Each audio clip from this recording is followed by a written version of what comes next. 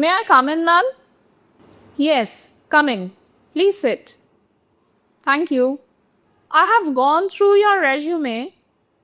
You may introduce yourself briefly. Good morning. My name is Payal De. I studied MBA from Annex University specializing in human resource. After completing MBA, I started working as the HR manager at Zenex Solutions in 2018. I have also worked as the HR head at Regent Logistics. I'm proficient in data analysis and logistics operations. I have played leadership roles in quite a few field projects and have also acted as the team leader at multiple training programs. What do you know about this company? This company, Deluxe Constructions, is quite reputed in the field of real estate. I have visited quite a few of its project sites and I was greatly impressed by the state-of-the-art technical expertise this company shows in its construction work. The annual growth rate of this company is above 50%, which is phenomenal. At present, Deluxe Constructions is expanding to other states like Gujarat and Maharashtra. The amount of foreign direct investment this company is receiving is astounding. It will be a great opportunity for me if I work here. I can see a gap of 1.5 years since you left your last company. What is the reason for that? Ma'am, I'm the only child of my parents. Exactly 1.5 years ago, my father passed away, after which my mother fell sick and remained bedridden for months at a stretch. Since there's no one at home to look after her, I had to leave my last job to be with her at home. Since the last 2 months, she has been recovering very rapidly, and at the moment she is stable, and so right now I'm looking for a job again. What is your greatest strength?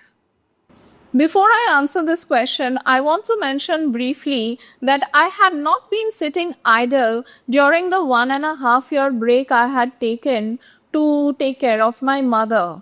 I had kept updating my knowledge and skills by learning online courses in core systems operations and field planner. If I'm given the opportunity to work here, I'll be able to provide valuable inputs in the field of core systems data operations that is actively functional in this company. Coming to your question, hence, I think my greatest strength is my ability to create an opportunity from any obstacle I come across. It is for this reason I kept updating my knowledge and skills even while my mother was sick. It is my intense urge to keep myself professionally updated that enables me to provide useful and valuable service to the company where I work. Being an HR manager, you might be frequently required to handle employee disputes. How do you handle such issues? I have dealt with disputes quite efficiently at my previous companies.